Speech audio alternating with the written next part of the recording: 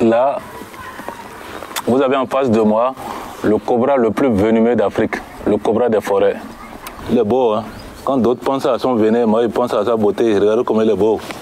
Les couleurs, c'est magnifique. Pour ceux qui n'ont jamais vu un serpent chier, vous pouvez voir ça. Ah, c'est pas là ici. Oui. Ça, là, c'est un nouveau cobra. Donc voilà pourquoi elle essaie de prendre connaissance avec lui, mais en gardant quand même sa position.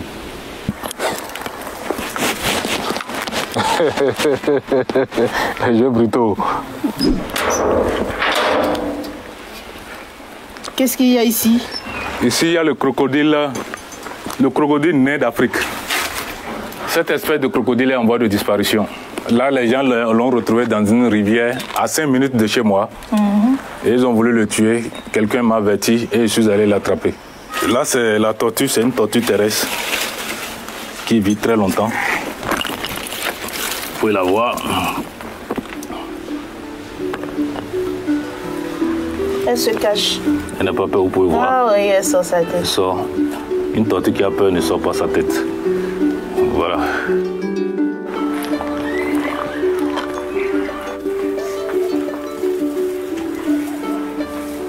Et le son pour les chevaux, s'il te plaît. Merci. Tous ces animaux, je les récupère lorsque les gens m'appellent et qu'ils retrouvent. Parce qu'aujourd'hui, l'homme est en train de... Les gens construisent partout, donc ils prennent l'habitation des animaux. Donc du coup, il y a ce conflit entre l'homme et l'animal. Donc dès que les gens voient ces animaux, ils m'appellent. Avant, les gens les tuaient, mais maintenant ils ont compris.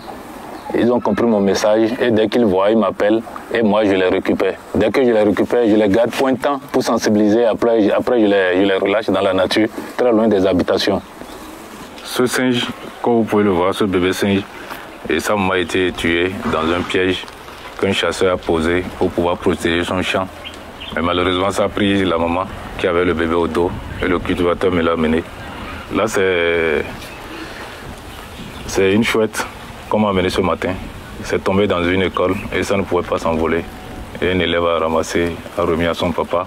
Le papa, lui, à son tour, me l'a amené. Donc on va essayer de le nourrir pour qu'il retrouve ses forces et après on le relâche.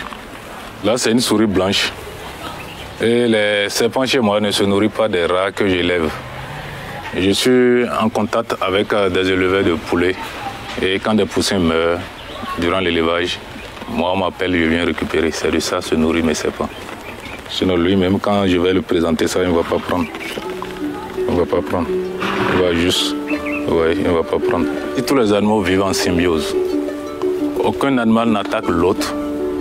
Et aucun animal n'attaque un être humain non plus. Et cela n'est jamais arrivé. La preuve, mes voisins, ils donnent à manger aux animaux par la clôture. Là, c'est la plus petite antilope d'Afrique, le céphalope de grue. Et je l'ai eu tout bébé, je l'ai nourri au biberon. Aujourd'hui, elle a 2 ans. Je mène cette activité. Depuis que je faisais le cours primaire, j'étais déjà en contact avec les animaux.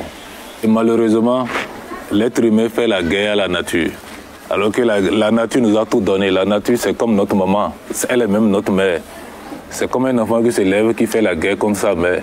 C'est une guerre dans laquelle c'est nous qui serons perdants. Si nous combattons la nature, c'est comme si nous nous combattons nous-mêmes.